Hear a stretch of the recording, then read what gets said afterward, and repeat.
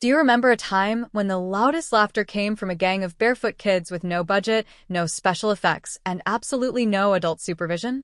A time when a broken-down go-kart, a backyard clubhouse, and a scruffy little dog named Pete could hold an entire generation completely spellbound? These children were not polished Hollywood stars groomed by talent agents. They were something far more rare. They were real. A century later, the question that lingers is not just what they did on screen, but what life did to them after the cameras stopped rolling. Welcome to Royal Time of Hollywood. Today, we are opening the bittersweet case files of the Little Rascals, originally known as Our Gang, to explore the twists of fate, the tragedies, and the triumphs that awaited these iconic child actors. Jackie Coogan. Jackie Coogan was an international sensation alongside Charlie Chaplin in The Kid, 1921, before ever stepping onto the Our Gang lot. He brought an otherworldly, natural emotional depth to the early shorts. However, Coogan's story takes a famously dark turn. He earned millions as a child star, but upon reaching adulthood, he discovered his mother and stepfather had spent nearly all of it. This public outrage directly sparked the 1939 California Child Actors Bill, the Coogan Law, which legally protects child star earnings to this day. Coogan later found a beautiful second wave of fame as Uncle Fester in the Addams Family television series. He passed away on March 1, 1984, at the age of 69, from cardiovascular complications. His remarkable career spanned decades, leaving a lasting impact on both silent films and classic television history. Norman Chubby Chaney. Discovered by winning a contest, Norman Chubby Chaney brought an unguarded sweetness to the gang from 1929 to 1931. Tragically, his signature on-screen look was rooted in a severe glandular condition. He passed away on May 29, 1936. He was only 18 years old when he succumbed to complications from his condition, making him one of the earliest, quietest tragedies of the cast.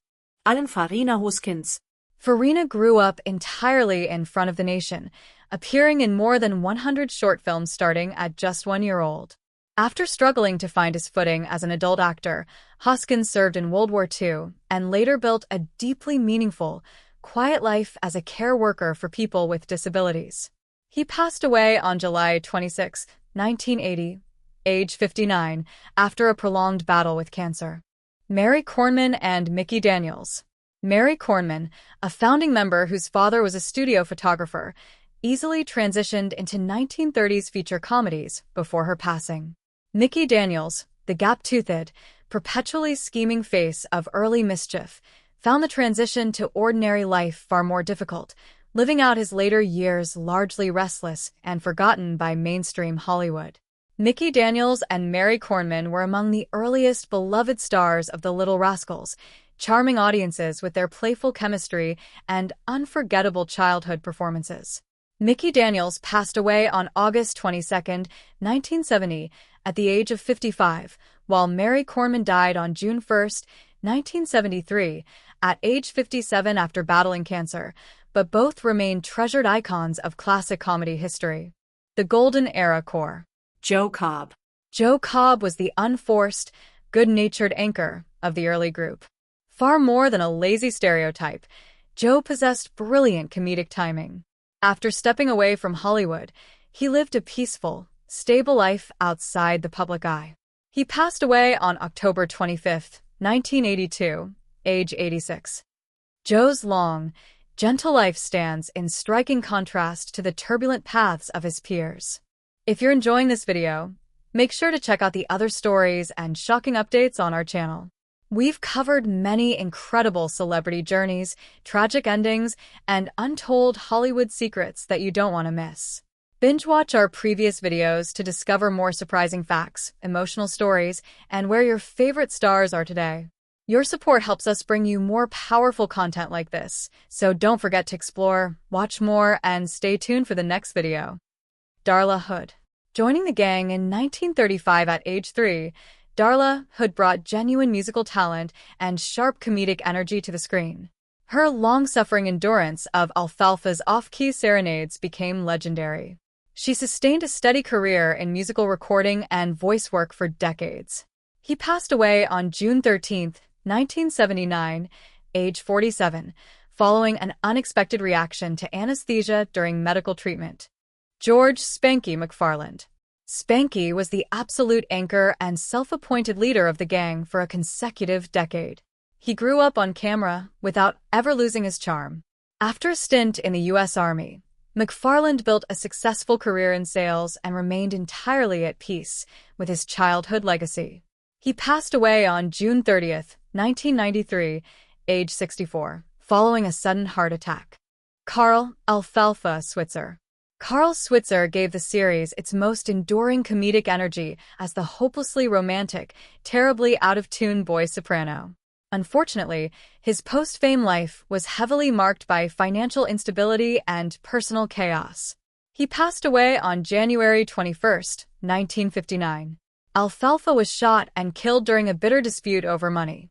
He was just 31 years old, a jarring, heartbreaking end to one of Hollywood's most famous children, who is still alive in 2026. As the strict arithmetic of time marches on, we look at the final roll call. For years, a handful of surviving background players kept the spirit alive. Most notably, Sidney Kibrick, who brilliantly played the bully's sidekick Woim in dozens of shorts throughout the 1930s, survived well into his 90s as a successful real estate developer. However, Sidney Kibrick passed away on January 2, 2026, at the age of 97. With his passing, there are no surviving featured child actors left alive from the original Hal Roach Our Gang / the Little Rascals era. The curtain has officially fallen on the living history of the original generation. A legacy beyond the footnote. Fame offered absolutely zero protection to these kids. It put their faces in theater houses and their names in lights, but then it stepped aside and let real life take over. Some found peace, some found purpose, and far too many were taken early by illness, stress, or violence. Yet, what they gave us remains completely timeless: the pure, chaotic, beautiful image of children just being children. What is your all-time favorite Little Rascals moment? Is it Alfalfa singing off-key, or the clubhouse meetings? Let us know in the comments below. If this nostalgic look at Hollywood history moved you, please support Royal Time of Hollywood by liking, subscribing, and clicking that bell notification. We will see you in the next case file.